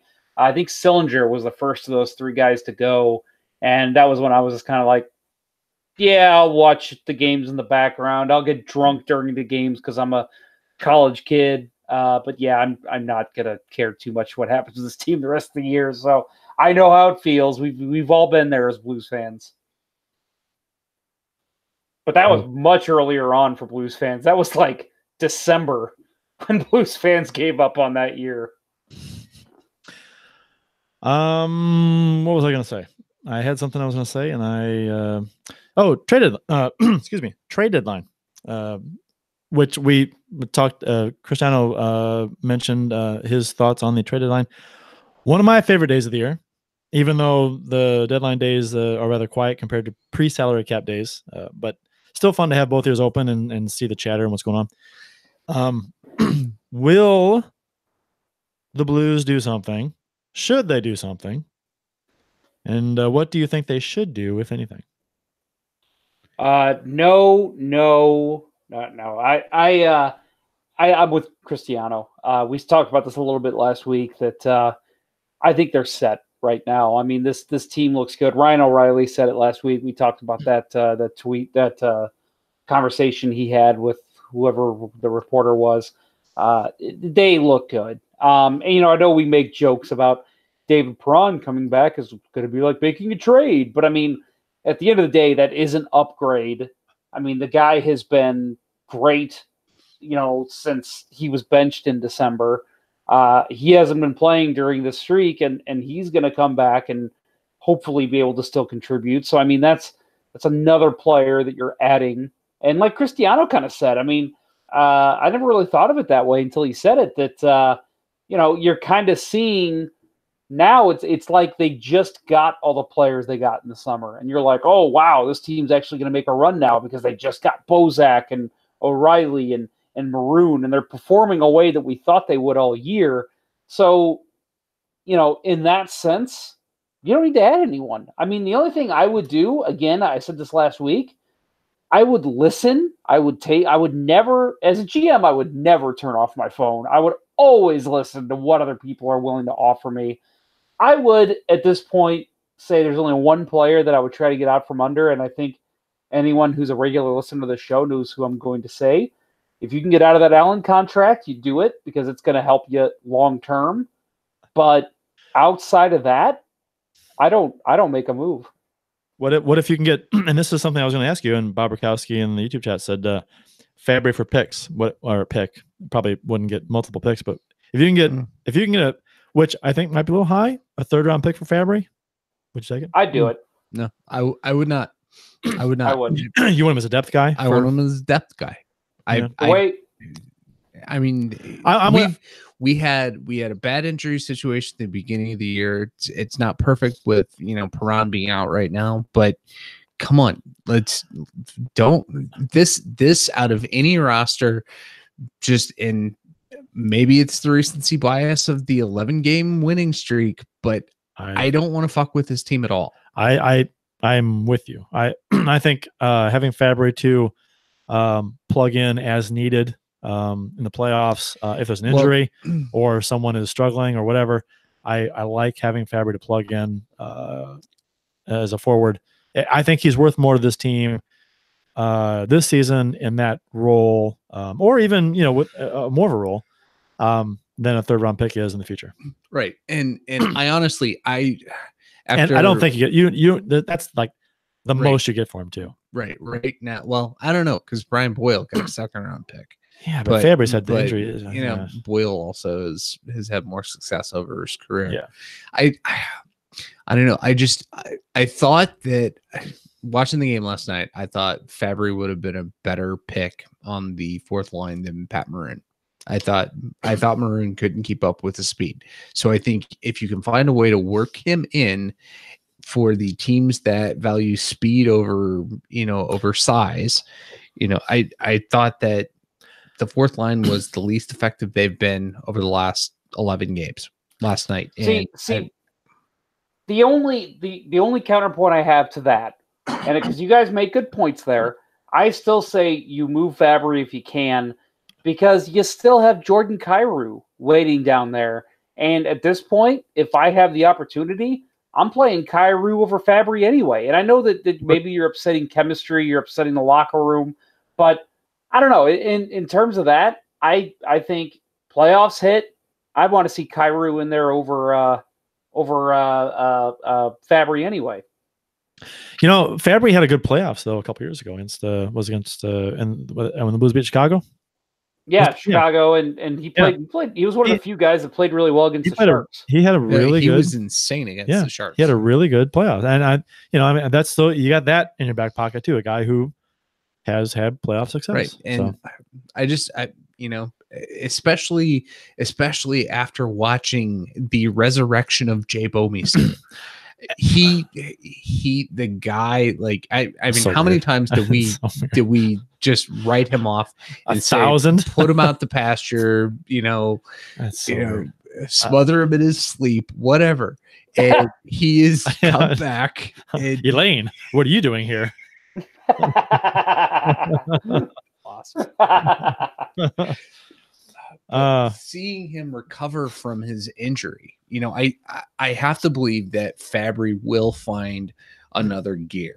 He just needs the time, and honestly, I think he needs more opportunity playing. I don't know if there's a way you can get him down in the minors for a conditioning stint at this point, but get him some playing time. See if he can't find that gear. He just played 2 games, right? And he played very well. Yeah.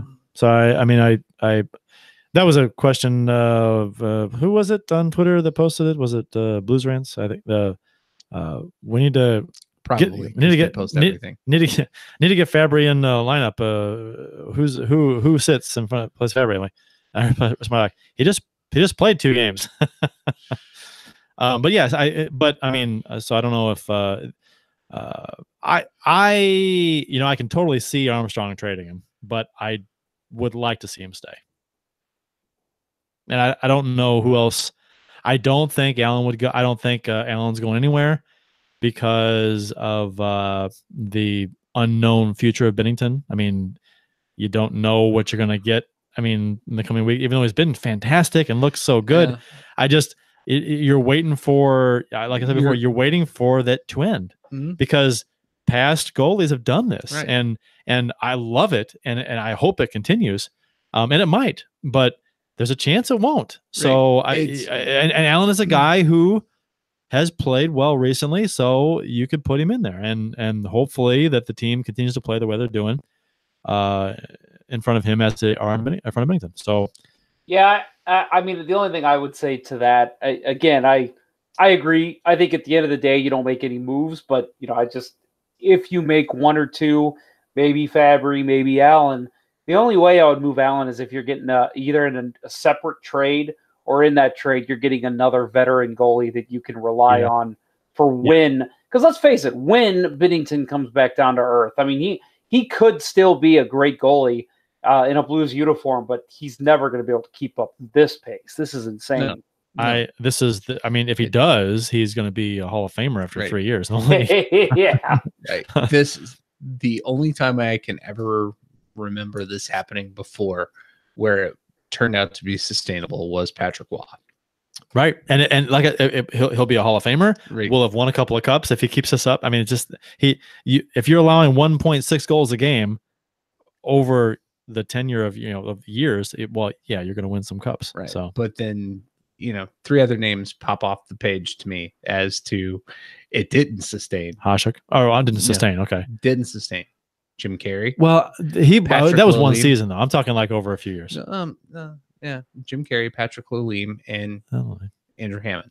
Hammond was not even a season though. No, it was 21 games. Right. No, I agree. Right. I was just talking if he does this over a number of years, then right.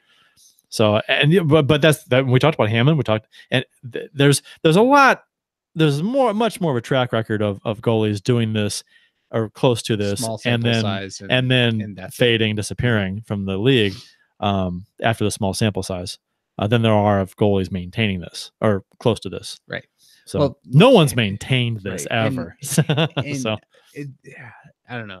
I think, we're all pretty high right now with the success of the last 11 games. And, so recency bias is really, sure.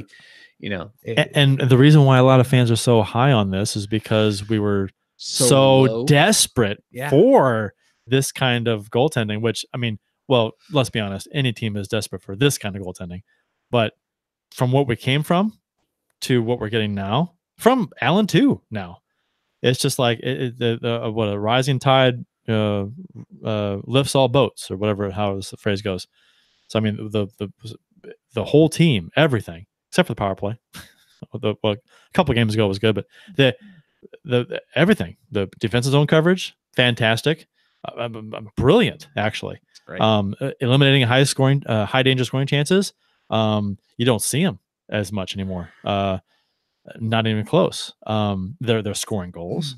Their neutral zone play is fantastic. They're playing suffocating. They're hard to play against. It's so guys are responsible for their play and what they're supposed to do. Everyone knows what they're doing. It's just it's almost like this is two different seasons because the way the season started for the Blues was just. Well, it's the tale of two different years, right? Yeah. Well, 2018 was a disaster. The entire calendar year. Yeah. Last season, after January on, was a shit show. And then this season, a shit yo. Pretty much, it was mid-December. Was it early December, mid-December?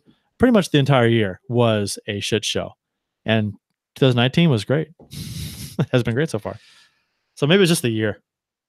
That's 18 bizarre. was just a bad year. It's just so bizarre that it coincides with that. Yeah, I don't get it. I'm not gonna look a gift horse in the mouth too much. I'll enjoy this while it lasts, but hopefully it lasts a little while longer and through the regular season and in the playoffs. It'd be nice if it lasted through the playoffs. We've got some YouTube comments here. Bob Rakowski says Fabry for picks, so I guess he's on my side. Nicholas Smith says, I'd love me some Jeff Skinner next to 90 and 91. But then Bob Rakowski retorts to that with, no way I mess with he calls it the oh shit line. SCHI capital T. That's pretty good. How pissed off would Buffalo fans be if we took Skinner?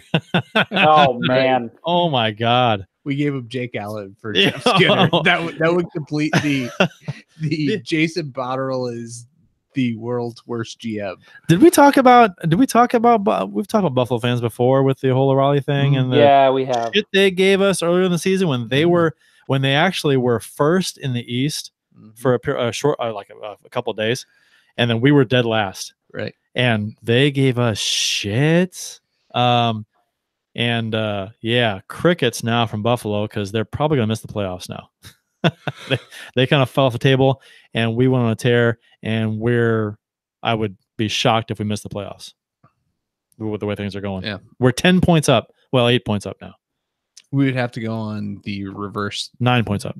The reverse skid to right. the recent tear. Exactly. And and the teams that have to catch us are playing like ass. And because Dallas is sitting on the outside in, looking in now, or Minnesota is. Anaheim, Colorado. Yeah, they're Arizona. not playing. They're not playing, but nobody's turning it up except for Chicago down there. So I'm not too concerned about anybody catching the Blues unless they catch fire, which could happen. So in Bob's response when he says the oh shit line, that was a conversation I had with some hockey teammates last night of what do you call that line? Because as hockey fans, that's something we're obsessed with, is naming our good lines. And, obviously the Blues have done that over the years. The best thing that I could come up with was, what did I call it? Oh, Tarasenko. That's the best I could do. I don't know. You guys got anything for that? I don't. Why do we have to name lines? That's just something we've always done. Sanford and Son is fun. Oshenko, is that what you said? Oshenko? Yeah. Tarasenko. Oh, I like Oshenko. Oshenko's good. That's pretty good. Oshen and Company. But where's Tarasenko in there? Co. The Tarasenko, Oshen and Company. CO period. How about just Oshen and Co then? Oshenko, yeah. Okay. Like cool with that. like Biffco, but from Back to the Future, but Oshenko. Biffco. Oshenko. That's the second Back to the Future reference on this show. Was it? We had another one? What was it? Yeah, Cristiano had one. What did he say? Yeah. The Sports Almanac. I missed that. Yeah. What the fuck? And I'm sure it was inspired by the notification that we hear all the time. Oh, you're right. Yep. See, Kurt, Bill and I did this thing called listening to the guest. Right. Try it sometime. I got like 14 things going on here, so I'm gonna give myself a pardon. Let me see your hands. Show your hands. No. Hold on. Yeah, paper towel.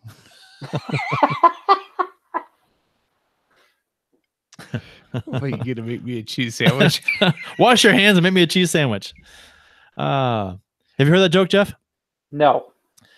A guy walks into a bar, and behind the bar there's a sign that says Get it right. Get it right. It says cheese sandwiches, $5. Hand jobs, $10. And the guy walks in and asks the bartender, he goes, "Hey, are you the bartender that gives the hand jobs?" And she goes, "Why, yes, I am." And he goes, "Well, wash your hands and make me a cheese sandwich."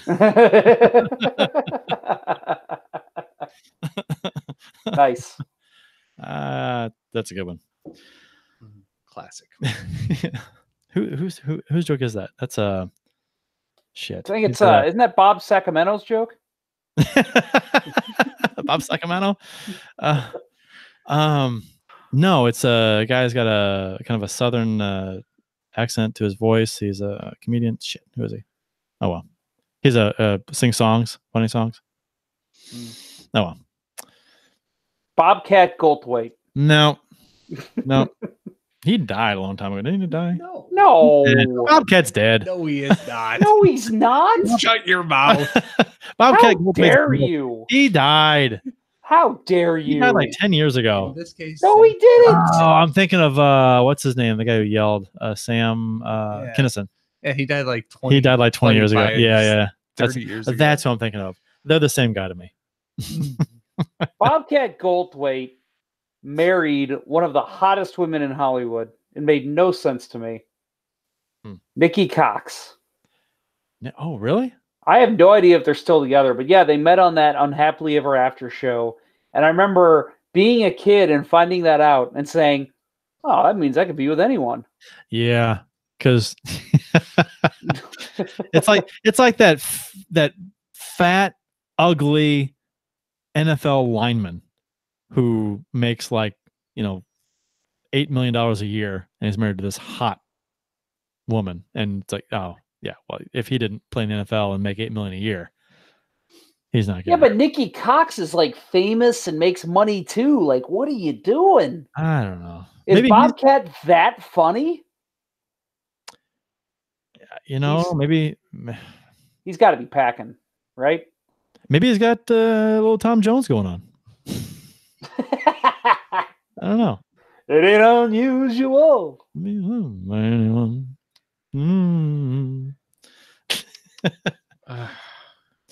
Anyhow, we just don't know how to wrap up shows, do we? No, not really. I mean, we're out of topics, and we are like the Mel Brooks of podcasts. We have no idea how to end one. Well, our producer is going. Yeah, we have no producer. We don't have people. We don't have Twitter folks. We don't have staff. Something I actually did forget to tell. Something I did forget to tell you that I wanted to announce on this show. So I will take this opportunity to do it now before we close up. I've already told you guys what I'm planning on doing this summer for shows. Hopefully it's a short summer because hopefully the Blues have a long playoff run, but we will see. I've kind of teased it all year. I figured I'd go ahead and announce it now. For those of you that enjoyed the Talkin' Blues summer interview series that I did last year, I will be doing something similar this summer. It is quite the undertaking. Kurt, you even said, "Holy shit, that's a lot of work." And I said, "Yep." But I am actually planning on, so it'll definitely be 30 episodes. Maybe more. We'll see. It depends on if I want to get a couple of the defunct teams involved. But I'm actually going to be getting a guest for 30 shows, and it's going to be us discussing the Blues' history with that franchise. So it would be like, memorable playoff series, maybe a memorable trade, maybe, who that person hates from the current Blues roster, maybe past roster, whatever. Just kind of, rapping with somebody about their team and their history with the St. Louis Blues. So it'll be another podcaster, a writer, something in that realm. So actually looking forward to that. That's going to be a lot of fun. Obviously, the episodes with the Chicago and Detroit series will be a lot of fun. So I'm looking forward to doing that. But we'll probably get started on that. Let's say June, because that means the Blues will have a long run. So let's hope. Who do you envision getting from the Oakland Seals? I mean, I can't even think of a name right now. Who's from Oakland? Huh? Who was their owner? I don't know who the owner was. He was infamous because he made him wear the white skates and Infamous? Yeah. He was El Infamous. Guapo. Infamous. He's more than famous. Do you know what it means to have a plethora? Hey, so all right, here we go. Here's this. From Oakland, Tom Hanks. I'll get him on. Oh, okay. Oh, Tom. Yeah. Yeah, good old Tom. He's a friend of the show. Mm-hmm. I know. If Tom's busy, I might call Zendaya. Maybe she's interested. As long as we're talking announcements, we've got I don't think we've talked about this. Let's Go Blues Radio. Well, we've talked about this, but I don't think we've talked about it in the air. Have we? Let's Go Blues Radio is going to be joining Yo Radio. Did we talk about this on the air? We have not talked about this on the air. Okay. They're very close to finalizing a. I can talk about this. That's right. But this is not a secret. I don't think. I'll talk about it now and then ask for forgiveness later. Lineup Media FM is putting together a Yo Radio.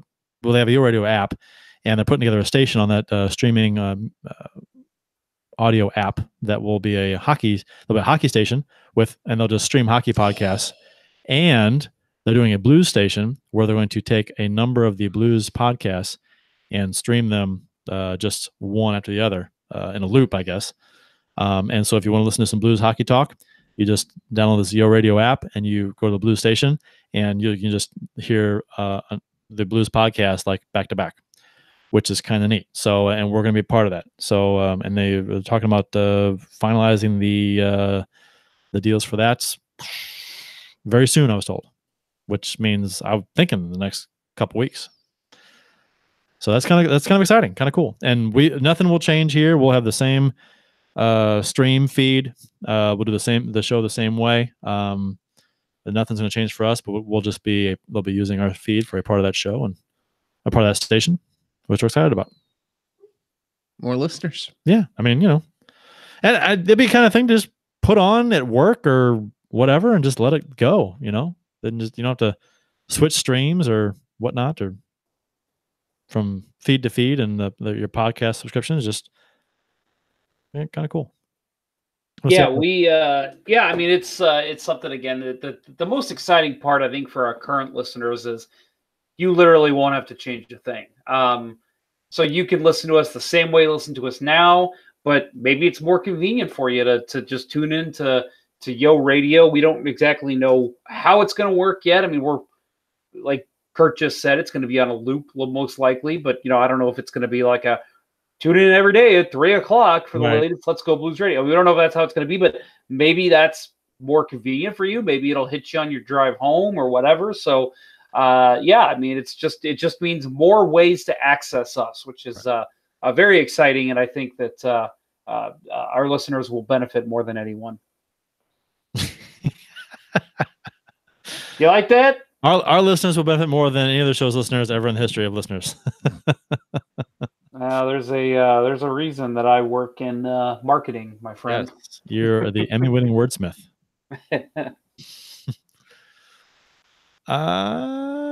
Anything else you guys want to talk about? We got no more YouTube chats, any more tweets? I don't see any more. Chris Bray said tweeted, are those framed Brett Hall comics from McDonald's in the background? And he's referring to my beer tweet of the show, and in the background, yes, those are Brett Hall comics. The Brett Hall comics from McDonald's back in the day. I got them, all three of them. I still have mine somewhere. I should probably put mine up too. Those are good. Yeah, mine are still in the plastic sleeves, and they're framed. So I was excited to get them. I didn't get them that long ago, and I was excited because as a kid, I only had one of them. I don't know why I didn't get all three. Yeah, I got mine when my mom was in the we're getting rid of all of your garbage collectible phase. So I didn't keep them for very long at all. Oh, that's a little sad. Yeah. A lot of the stuff I have in the office here is stuff I've just I accumulated over the years, and I couldn't throw anything blues with a blues logo on it away. I got it and I kept it. And a lot of the stuff is just stuff I had in a box, and I finally had room and I put it all up. Yeah. So tasteful. Yeah, that's exactly how I am. I've got so many bins and boxes full of Blues memorabilia that like when we move, every time my wife is like, "Why do you have a box just labeled Blues shit?" Like, yeah, I know, I'm sorry, but yeah, we're moving it. It's not going anywhere. I still have a box of stuff that I just don't have room for. I mean, every wall in my office here it's got stuff all over it, and I don't have room for it all. Anyway, it's wall to wall. It's wall to wall. It's my room. I can do whatever the fuck I want with it. Okay. I guess that'll do it for this week's show. So for Jeff Ponder and Bill Day, I'm Kurt Price. That will conclude this week's broadcast of Let's Go Blues Radio. Until next time, everyone, let's go Blues. Let's go Blues. Make it 12. The Chiefs are at home tonight against Cyanosport at the War Memorial at 8. Good seats are still available. A look at sports. I think that went very well. Thank you for listening to Let's Go Blues Radio. Now take off, hosers. Well, there's 90 minutes of your life you'll never get back. Sorry. St. Louis Blues, St. Louis Blues. Have you heard the news about our St. Louis Blues? They've only just begun, they're on their way to #1. Now there's no more blues for our St. Louis Blues. The Blues are